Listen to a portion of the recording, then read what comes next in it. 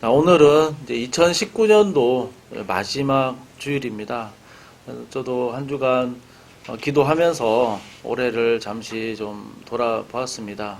그래서 한 주간, 마지막 주간 또 어떤 말씀을 나눌까, 어떤 마음을 더 주실까, 이렇게 저의 또 지나온 시간과 돌이켜서 이렇게 생각을 해보면서, 하나님 앞에 좀 감사의 마음으로 예배를 좀 드려봐야 되겠다, 이런 마음을 좀 주셔가지고, 오늘 본문을 이제 감사라는 주제로 한번 나누어 보려고 이 본문을 이제 생각해 보게 되었습니다. 오늘 말씀은 다시 역대상 이제 말씀인데요. 역대상 말씀 우리가 여러 번 살펴보았죠. 그래서 역대상 말씀은 이제 포로에서 돌아온 사람들을 위해서 쓴 성경이다 이제 말씀을 드렸었고, 1장에서 9장까지는 이제 톨레도트 계보에 대한 말씀이었죠. 우리가 하나님의 백성인가? 라는 질문에 대해서 아주 명확하고 그리고 아주 웅변적으로 하나님께서 분명 너희는 하나님의 백성이 맞다. 아담부터 시작된 하나님의 선택된 백성이라는 것을 아주 분명하게 계보를 통해서 말씀해 주셨고, 또 하나님 여전히 우리의 왕이신가라는 이 질문에 대해서 10장부터 29장까지 다윗의 언약을 통해서 아주 분명하게 말씀을 해 주셨죠. 10장부터 29장까지의 내용에 아주 중요한 장은 이제 17장 다윗 언약에 대한 말씀이라고 한번 우리가 나누었었죠. 다윗 언약의 말씀 중에서도 내 집, 내 나라를 하나님께서 영원히 세우시겠다, 이 말씀이 아주 중요한 말씀이었습니다. 그래서 내 집이라고 하는 것은 하나님의 집, 그리고 내 나라, 하나님의 나라라는 것을 이제 말씀을 하고 있는 것이죠. 이 내 집과 내 나라를 중심으로 다시 그 내용이 쭉 펼쳐지고 있습니다. 내 집이라고 하는 것은 크게 다윗의 왕조라고 할 수도 있겠지만, 좀 더 가깝게는 1차적인 해석은 하나님의 집을 말하는 거죠. 내 집이라는 것이죠. 그래서 내 집이라고 하는 것은 하나님의 집, 하나님이 거하는 성소, 성전을 말하는 것이고, 하나님의 나라, 통치에 대해서는 왕을 통해서 어떻게 통치하는가를 열왕기하 20명의 왕을 통해서 분명하게 또 보여주셨습니다. 그러면 내 집, 하나님의 집에 대한, 성전에 대한 이야기는 이 열왕기상 17장 다윗 언약을 중심으로 바로 전 내용과 후 내용에서 가장 많이 다뤄지는 말씀이 바로 성전에 관한 말씀입니다. 그래서 17장 다윗 언약의 바로 앞부분 13장에서 16장까지의 내용이 뭐냐면, 성전의 가장 중요한 요소이죠. 하나님의 언약궤. 그 언약궤를 어떻게 다윗이 옮겨왔는가에 대해서 사무엘 하에 있는 말씀보다 훨씬 더 상세하게 다루고 있고요. 그리고 다윗 언약 이후에 23장에서 29장까지의 말씀은 성전을 어떻게 건축하는지에 대한 그 준비 과정을 아주 면밀하게, 아주 상세하게 다루고 있습니다. 그래서 오늘 읽은 이 말씀은 23장, 29장까지에 있는 말씀 가운데 이제 마지막 부분인데요. 성전 건축에 관련된 말씀입니다. 그래서 성전 건축, 이러면 또 우리가 또 쉽게 좀 오해를 할 수 있는 내용이 있죠. 교회 건축, 이렇게 좀 오해를 할 수가 있는데요. 이 성전에 대해서 먼저 좀 바르게 이해를 할 필요가 좀 있을 것 같은데요. 이 구약의 성전과 신약의 성전의 개념이 좀 다릅니다. 물론 본질적이고 핵심적인 의미는 동일하죠. 하나님이 거하시는 곳, 하나님 임재하시는 곳이라는 의미는 동일하지만 그 형식과 방법은 완전히 다릅니다. 그러니까 구약시대 성전은 눈에 보이는 건물, 장소를 통해서 임재하십니다. 그래서 건축물이 아주 중요하게 다루어집니다. 그러나 신약시대는 다르죠. 신약시대는 눈에 보이는 건축물, 어떤 장소를 성전이라고 말하지 않습니다. 신약시대의 성전은 무엇이죠? 예수 그리스도가 성전입니다. 그래서 예수 그리스도를 마음에 모신 사람, 영접한 사람이 곧 성전이 되는 것이죠. 그래서 고린도전서 3장 16절에 보면 너희가 하나님의 성전인 것과 하나님의 성령이 너희 안에 거하시는 것을 알지 못하느냐. 너희가 바로 하나님의 성전이다. 이렇게 얘기하고 있습니다. 예수 그리스도가 우리 안에 계시기 때문에. 우리 지난 시간에 살펴봤지만 예수 그리스도의 또 다른 이름은 임마누엘, 하나님 우리와 함께 계신다 라는 이름이죠. 그 예수님이 함께 계시기 때문에, 내 안에 계시기 때문에 우리가 곧 하나님이 거하시는 처소가 되는 겁니다. 그리고 하나님 예수 그리스도를 모신 각각의 그리스도인들이 모이는 이곳이 바로 이제 교회가 되는 것이죠. 우리 신약시대의 건물은, 예배드리기 위한 건물은 아주 예배드리기 위한 부수적인 요소에 불과합니다. 예배하기 위한 도구일 뿐이죠. 신앙의 본질이 될 수가 없습니다. 그러니까 구약시대의 성전 건물을 지금의 교회 건물로 1대1로 대비시켜서는 안 되죠. 굉장히 큰 오류가 많이 발생을 합니다. 그래서 이 본문을 잘못 쓰는 경우가 굉장히 많이 있죠. 이 본문만큼 성전 건축을 위해서 이 어마어마한 예물을 드리는 본문이 이런 본문이 따로 나오지가 않죠. 그래서 교회 건축을 할 때 이렇게 작정해서 많이 드려야 된다라고 하는 것은 이 성경 본문을 잘못 해석한 일인 것이죠. 구약에서 이렇게 성전 건물에 대해서 이렇게 상세하게 이제 자세히 나오고 있는데요. 성전, 하나님의 집, 이것을 왜 건물 중심으로 구약시대에 이렇게 상세하게, 자세하게, 그리고 중요하게 이렇게 다룰까? 그렇게 중요하게 다룰까?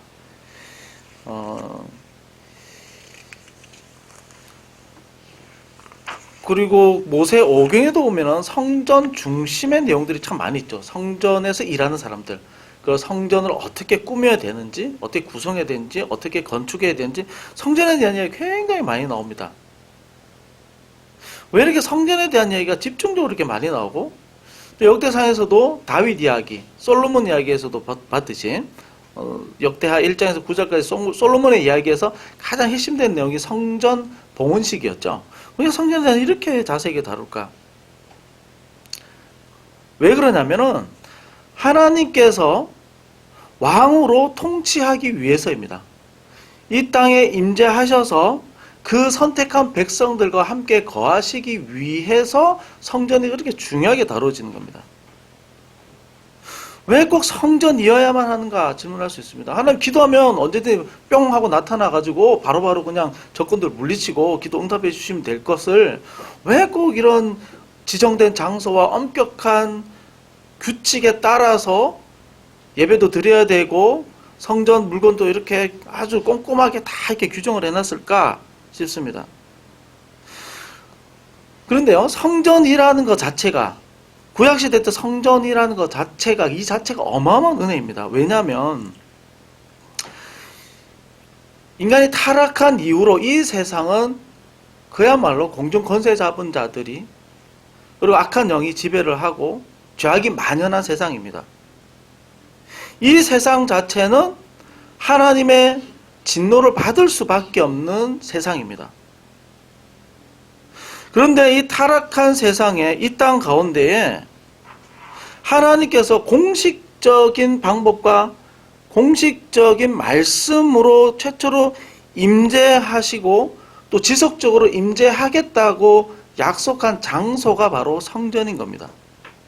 그러니까 이 죄악된 세상 가운데 거룩하게 선택한 자기 백성과 공식적으로 만나는 최초의 장소가 성전인 것이죠. 그러니까 성전이라고 하는 것, 하나님의 집이라고 하는 것은 이 죄악된 세상 가운데, 이 어둠이 지배하는 세상 가운데에 하나님께서 빛으로 뚫고 들어온 사건입니다. 이 성전을 통해서 유일하게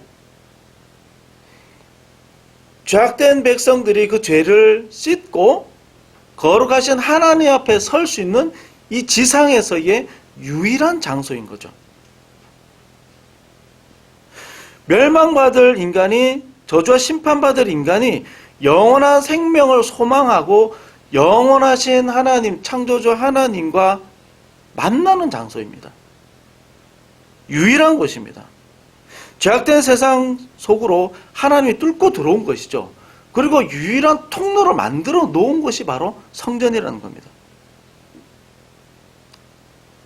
성전으로 이 땅에, 이 죄악된 세상 가운데 성전으로 하나님께서 임재하시고 계신다는 것 자체가 신비이고 은혜인 거죠. 그래서 이스라엘이라고 하는 나라는 성전 중심으로 구성될 수밖에 없는 겁니다. 이 이스라엘이라는 나라의 가장 핵심은 성전인데요. 이 성전을 통해서 하나님과 관계가 바르게 맺어지고 이 사람들을 통해서 하나님과의 교제와 관계의 그 범위가 점점점 넓어지는 겁니다. 그래서 이스라엘의 중요한 비전이 무엇이었냐면 제사장의 나라였던 거죠. 다른 나라들이 이스라엘을 통해서 하나님을 만나게 되는 역할을, 그 임무를 부여받은 것이 이스라엘의 사명이었고 그 핵심적인 장소가 바로 성전이라는 겁니다. 우리의 본성은 칭의로, 그러니까 의롭다고 칭해 주셔서 구원을 얻긴 했지만 여전히 저희 오염 가운데 있죠. 우리의 본성 자체는 하나님을 싫어합니다. 하나님의 말씀 순종하기를 우리 본성이 싫어합니다. 그러나 그 은혜를 주셔서 하나님의 말씀대로 살고 싶어하는 의지가 이제 생기기 시작한 거죠. 이런 하나님 앞에서의 새롭게 되고 하나님 말씀으로 다시 살고자 하는 그런 의지와 또 새로운 마음과 또 은혜를 주시고 그 관계가 완전하게 회복되는 것이 바로 성전이라는 겁니다. 성전을 통해서 관계 회복된 그 하나님의 역사를 통해서 하나님은 다시 그 백성에게 그 임무를 부여하시고 백성의 그 조직을 통해서 하나님은 말씀하시고 일하시고 하나님의 나라를 선포하기를 원하셨던 거죠. 이것의 시작은 바로 성전에서 시작되는 겁니다.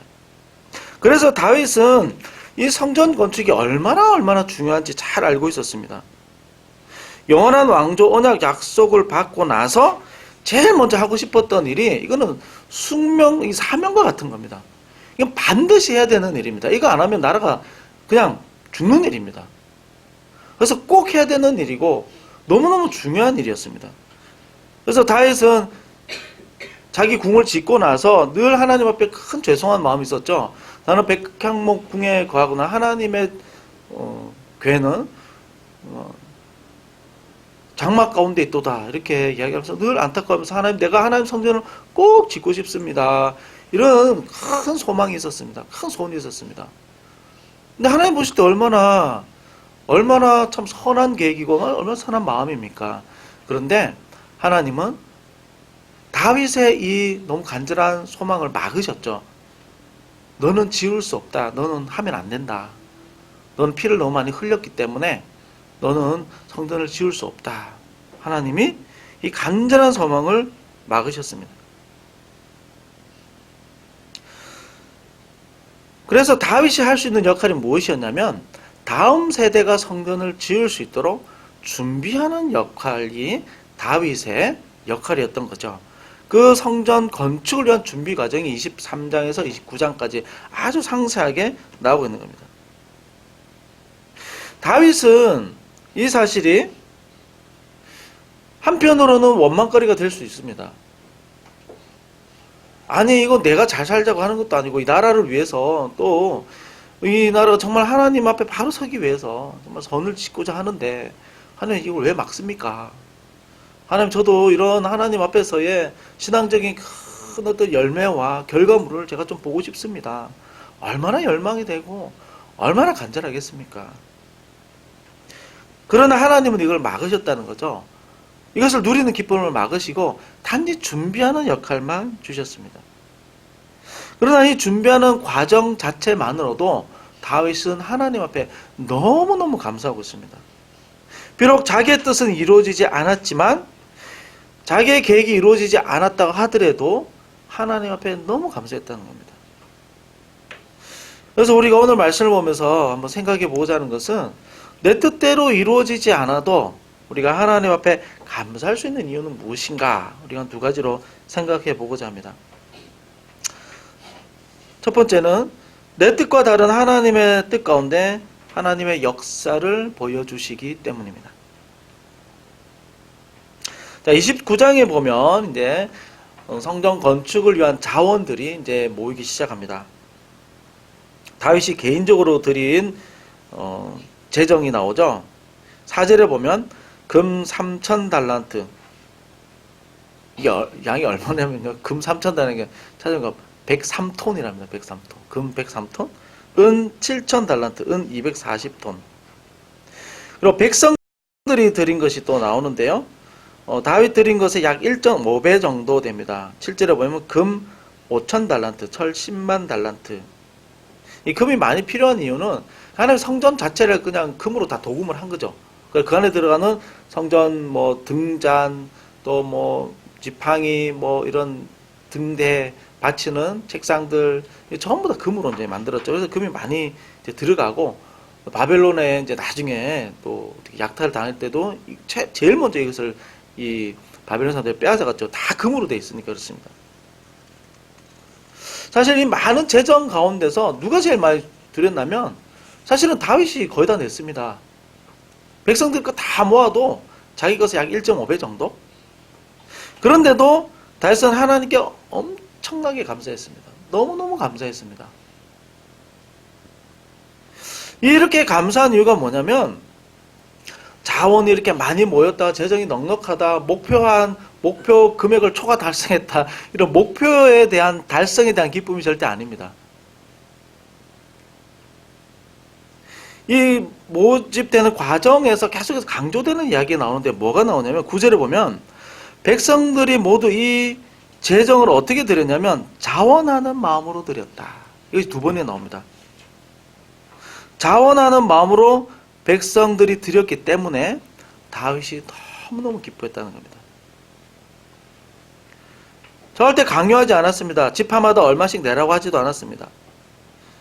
모두 마음에서 우러나오는 마음으로, 정말 기쁜 마음으로 하나님의 전을 짓는데 제가 이만큼이라도 조금 보탬이 되겠습니다 하는 마음으로 드리는 이 모습을 봤을 때 너무너무 기쁘다고 말씀을 하고 있죠.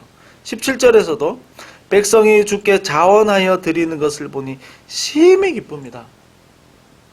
이 양이 아니라 그 마음이 너무너무 예쁘고 마음이 너무 좋아서 하나님이 어떻게 백성들이 한 마음으로 모두가 이렇게 다 드릴 수 있는 이런 귀한 마음을 주셨습니까? 이 자원하는 마음 때문에 다윗이 가슴이 벅차 있는 겁니다. 6절에서도요, 모두가 어떻게 드리냐면 즐겁게 드렸다. 하나님 앞에 정말 즐거운 마음으로 자원하며 드렸다. 다윗이 하나님 앞에 오늘 말씀에서도 엄청난 감사의 기도를 올려드리는데요. 이 감사의 이유는 많아서가 아닙니다.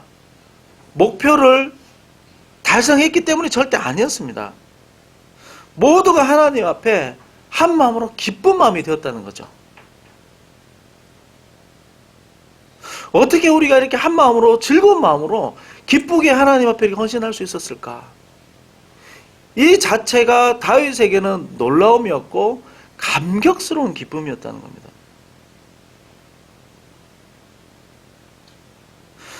다윗은요, 성취욕이 있는 사람이었습니다. 분명히. 이 큰 사건이 어디에서 나왔습니까? 언약궤를 2번 옮기죠. 사무엘에 나오고 13장 16장에도 사무엘상에도 나오는데요. 성취욕이 강한 사람이었습니다. 언약궤를 왜 2번 옮겼냐면 처음 옮길 때는 이런 정치적인 퍼레이드 행사였습니다. 신앙적인 어떤 영광을 얻기 위한, 동시에 나라를, 이 행사를 통해 나라를 하나로 묶기 위한 행사로 만들어버렸죠. 그래서 언약궤를 옮기는 과정이 율법에 규정된 대로 하지 않았죠. 그래서 사고가 나서 2사람이 죽고 이 행사는 엉망진창이 되어버렸습니다.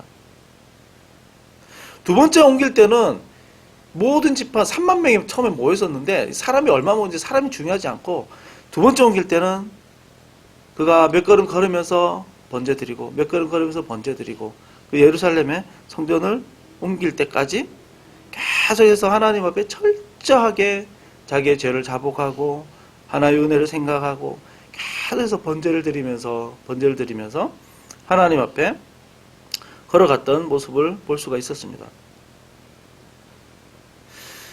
다윗도 얼마든지 이것을 정치적으로 이용할 수 있었습니다. 다윗도 얼마든지 신앙적인 업적으로 내세우고 자랑거리로 만들 수 있었습니다. 내 신앙이 이 정도야. 나 이 정도는 하나님 잘 믿어. 나 대단하지 않아. 나 훌륭하잖아. 이렇게 얼마든지 내세우고 싶었습니다. 그러나 하나님은 이것을 막으셨습니다. 다윗은 분명히 내 뜻이 꺾였습니다. 물론 원망스럽고 답답하고 억울할 수도 있겠죠. 그러나 오히려 하나님 앞에 더 큰 기쁨을 누렸습니다. 더 큰 감사를 누렸습니다. 무엇입니까? 온 백성들의 마음이 하나님 앞에 이렇게 자원해서 모두가 즐겁게 드리는 이 모습 가운데서 이 다윗은 생각지도 못한 너무나 감격스러운 그 기쁨을 누릴 수 있었다는 거죠. 다윗은 분명히 화려하고 성공적인 신앙의 결과물을 보지 못했습니다. 그게 마지막까지 마찬가지입니다. 사무엘 하에 나오는 다윗의 인생은 말년으로 갈수록 그렇게 내세우고 자랑할 만한 것이 많지 않았습니다. 그러나 이것보다 오히려 더 큰 기쁨을 하나님이 보게 하셨습니다. 정말 놀라운 장면을 보게 하신 거죠. 과거에 우상을 쫓던 그 백성들이 불과 얼마 전만 하더라도 다윗 전에 사울왕, 그 전에 사사시대만 하더라도 이 나라는 엉망진창이지 않았습니까?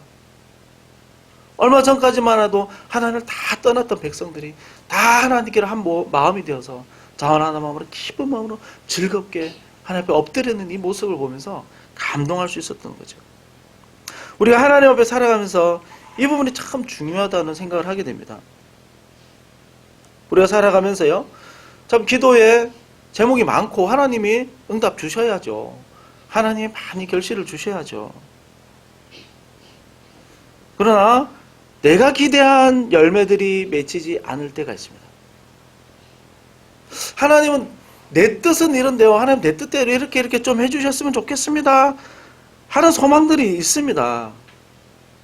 그런데 내 뜻만큼, 내가 생각한 만큼, 내 계획만큼 해주지 않으실 때가 사실 많이 있죠. 그러면 실망이 됩니다. 때로는 내 뜻대로 신앙의 결과와 업적들이 많이 만들어져서 놀라운 일들이 많이 만들어서 나도 자랑하고 싶죠. 다른 믿는 사람들 앞에서 이런 엄청난 일들이 일어났습니다. 하나님 놀랍지 않습니까? 하나님 나를 정말 잘하는 것 같아요. 막 내세우고 싶습니다. 이런 욕망이 제일 큰 사람이 누구겠습니까? 이제 저 같은 사람이죠. 저 같은 사람은 이런 욕망이 제일 큽니다. 이런 교회 큰 건축을 올렸고 이렇게 많은 사람을 전도를 했고 내가 이렇게 많은 사람들을 가르쳤고 또 이렇게 많은 내가 성경에 대한 공부를 했고 또 이렇게 많은 내가 이적을 체험했고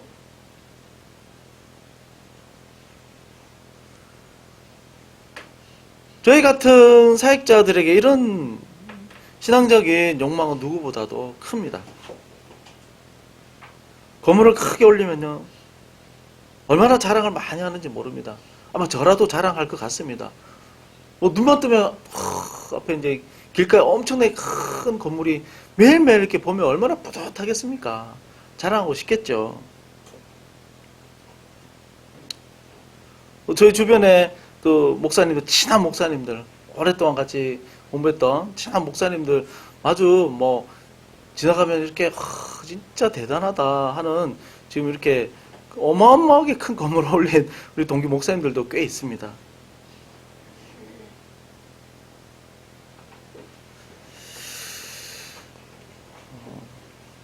비교해서 생각이 안 될 수가 없죠.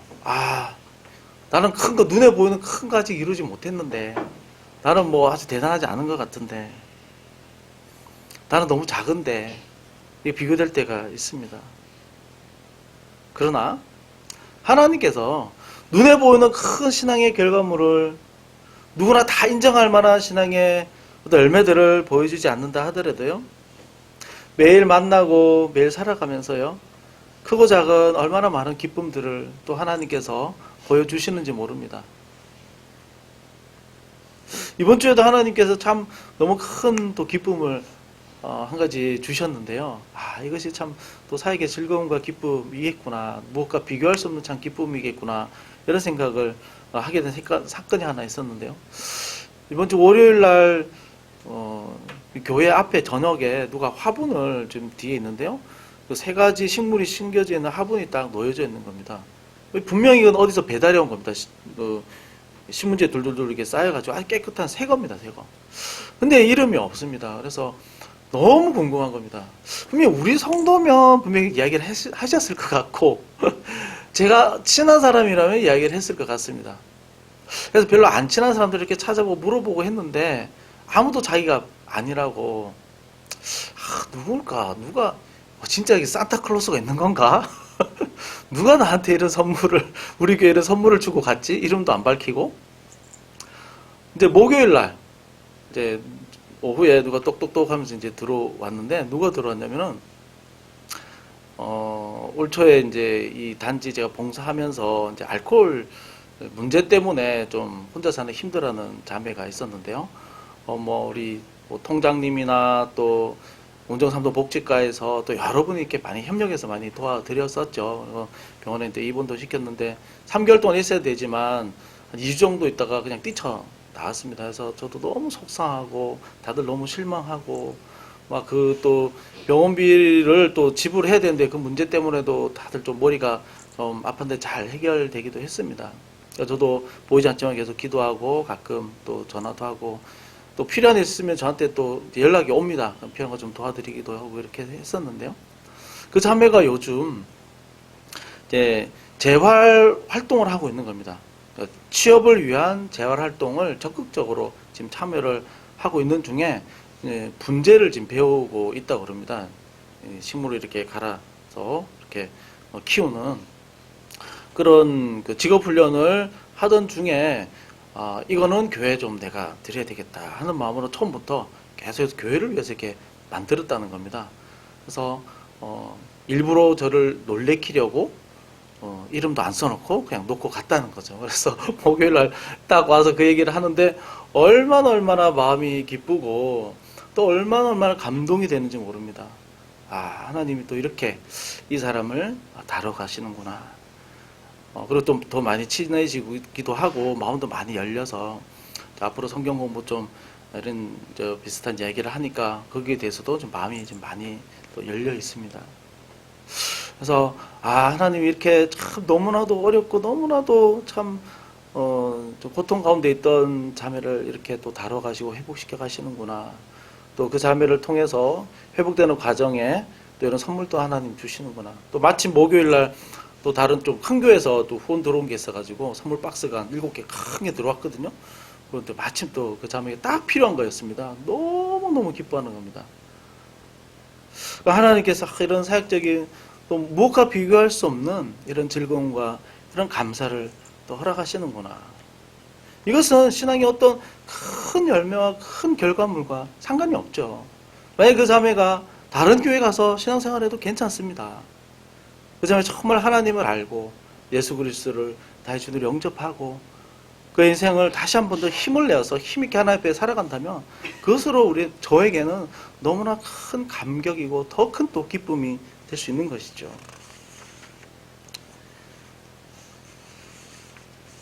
그래서 하나님께서 저에게 뭐 큰 거 엄청난 거 이렇게 허락해 주시지 않아도 이런 이 사역의 과정 가운데서 하나님의 일하심을 하나님 보여주시는구나. 이것이 정말 큰 기쁨이겠구나.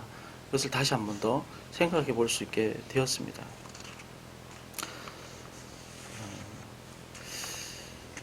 오늘 말씀을 통해서 또 주신 은혜 두 번째 우리가 한번 또 나눠보겠습니다.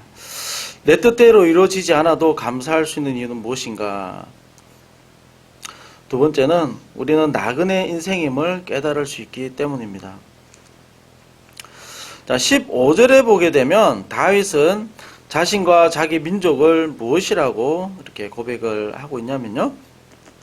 15절에서 자신을 나그네와 거류민이다 이렇게 이야기를 하고 있습니다. 이 성경에 나그네라는 단어가 참 많이 나오는데요. 이 나그네라는 주제로 제가 작년 말에 한번 히브리서 11장 13절에 16절까지 말씀을 한번 나눴었는데요.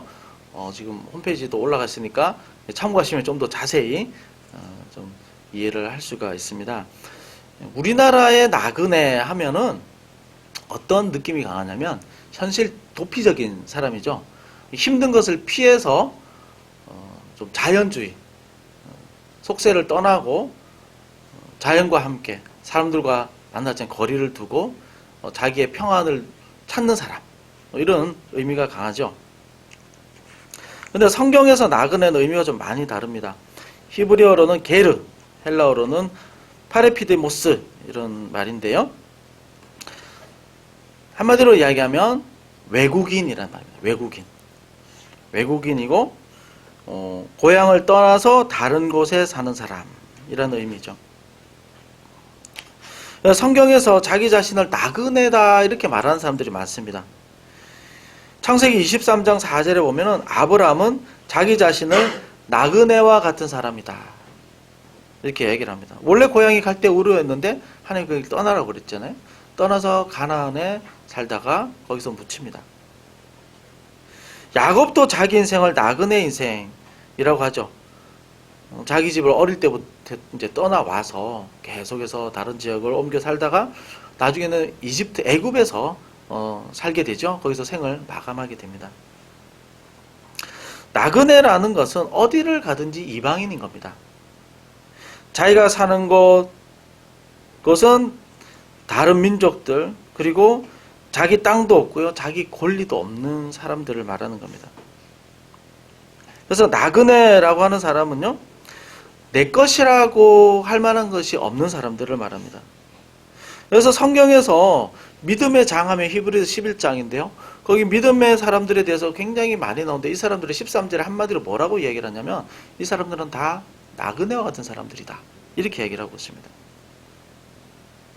그래서 이 사람들의 특징 두 가지가 뭐냐면 더 나은 본향을 사모하는 사람이다. 그리고 약속을 받지 못한 사람이다. 더 나은 본향이라고 하는 것은 자기가 이미 살던 고향보다 더 좋은 고향을 사모하는 사람, 그리고 약속을 받지 못한 사람. 이게 무슨 말이냐면 하나님께서 그에게 약속을 하셨지만 그 약속의 성취를 보지 못한 사람. 그러니까 다윗과 같은 사람이라고도 할 수 있겠죠. 아브라함 같은 사람이라 할 수 있습니다. 많은 백성을 이룰 것이다 아브라함이 약속하셨지만 자녀 단 한 사람 이삭을 보게 되었고, 다윗에게도 영원한 왕조 하나님의 집에 대한 약속을 하셨지만 결국 본인은 정작 하나님의 성전은 보지 못했죠. 모세도 마찬가지입니다. 가나안에 대한 하나님께서 약속을 분명히 주셨지만 그가 기력이 전혀 쇠하지 않았음에도 불구하고 느보산 위에서 생을 마감하죠. 그러니까 하나님의 약속의 성취를 다 보지 못한 사람들이었습니다. 이런 공통점이 있죠. 그러니까 이 땅에서 하나님은 다 누리지 못하게 일부러 막으신 또 이유도 있지 않은가 이런 생각이 듭니다. 왜냐하면 더 나은 본향을 사모하기 위해서, 더 좋은 것을 사모하기 위해서 하나님이 아마 이런 나그네의 삶을 허락하셨던 것 같습니다. 나그네는 내 것이 없죠. 잠시 잠깐 전부 맡은 것뿐입니다. 내가 가지고 있는 모든 것의 주인은 누구입니까? 모든 것의 주인은 하나님이시죠. 하나님입니다. 우리 신앙에 있어서요, 이 나그네 의식, 비슷한 말로 청지기 의식이라고도 할 수 있습니다. 잠시 맡은 거죠. 이것의 근본 큰 전제는 뭐냐면 모든 것이 다 하나님 거라는 겁니다. 내 것이 하나도 없다. 다 하나님 겁니다. 라는 큰 전제가 깔려 있습니다. 우리가 살아가면서 왜 만족이 없을까요? 자족에 대한 말씀은 굉장히 많이 나옵니다. 지금 있는 것에 대해서 감사하고 만족할 것을 성경에서 굉장히 많이 강조하고 말씀하지만 강조하는 이유 중에 하나는 뭐냐? 우리가 잘 안 되니까 그런 거죠. 자기 현실에 대해서 너무 만족합니다 하면서 사는 사람들은 아마 거의 없을 겁니다. 우리 신앙을 가진 사람이라 하더라도 자기 삶에 대해서 충분히 만족하면서 넘치도록 부어주셔서 지금 넘치도록 살고 있습니다라고 말하는 사람은 아마 없을 겁니다. 그 대표적인 예가 뭐냐면은 세계 대부호 록펠러에게 한번 기자가 인터뷰했다고 그러죠. 얼마나 더 있으면 만족하겠습니까? 대답은 딱 한마디였습니다. 조금만 더 있으면. 조금만 더 있으면 만족하겠습니다. 이 조금 덜 하는 건 끝이 없습니다. 이게 우리의 본성이고 우리의 심정이죠.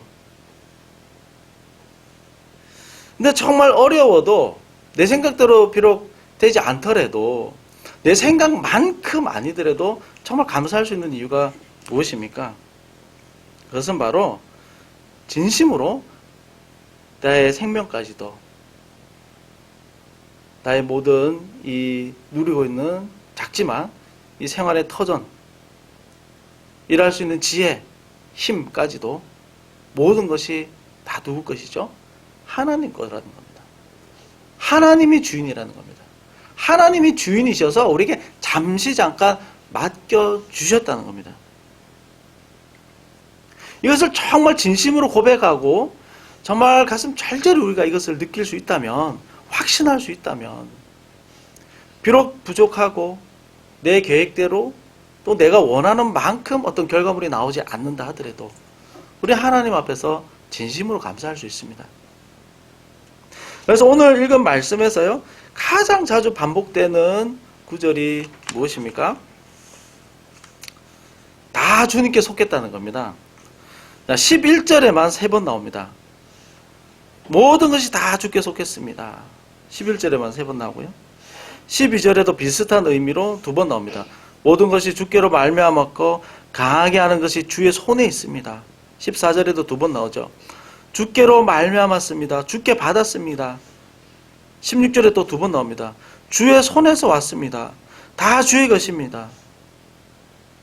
이 짧은 구절에 전부 다 주님 것입니다. 주님 것입니다. 이게 지금 9번에서 한 10번 정도 나옵니다.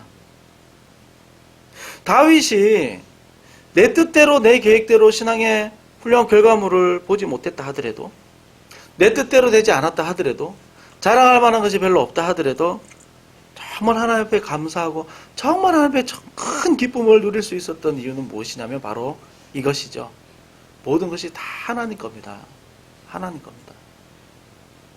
우리가 자랑하는 이유 중에 하나는 뭐냐면 그게 곧 나이기 때문인 것이죠.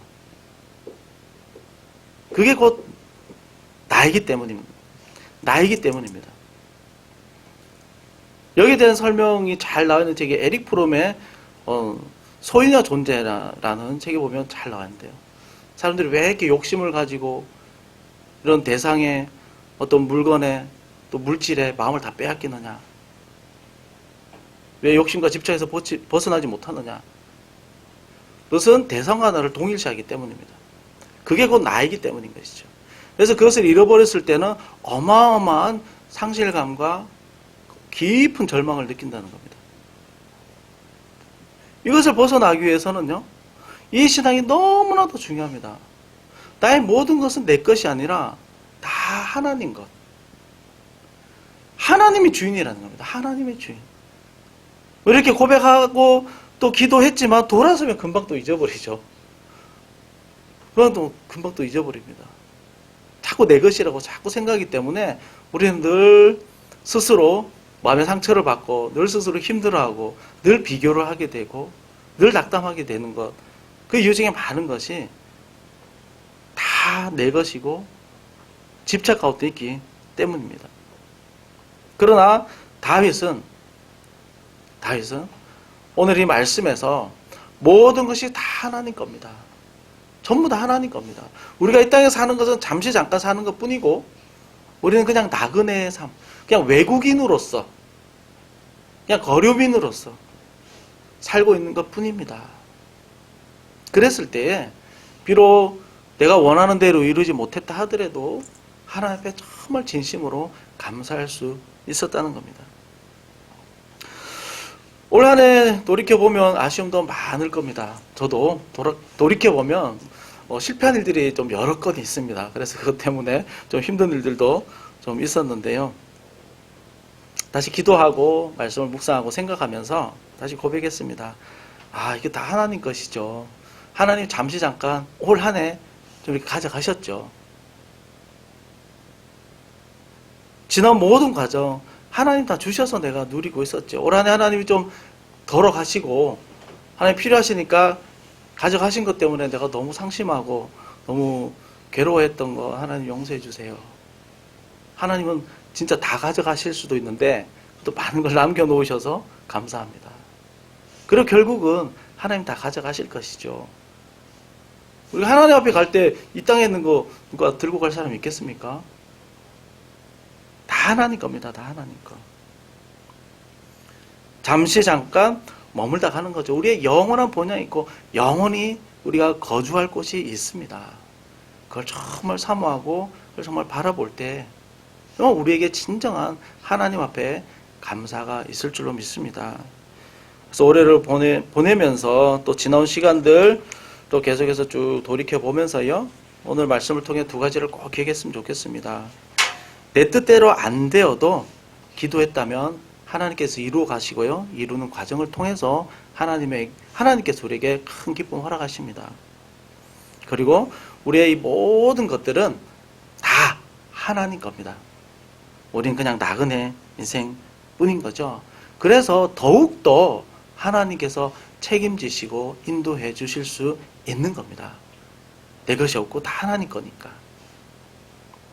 이 과정을 통해서 내 뜻대로 이루어지지 않더라도 내가 원하는 만큼 되지 않더라도 하나님 앞에 정말로 감사할 때에 하나님께서 어떻게 살아서 역사하시는지 반드시 보여주실 겁니다. 그래서 이 은혜가 저와 여러분 가운데 있기를 주님의 이름으로 축원드립니다.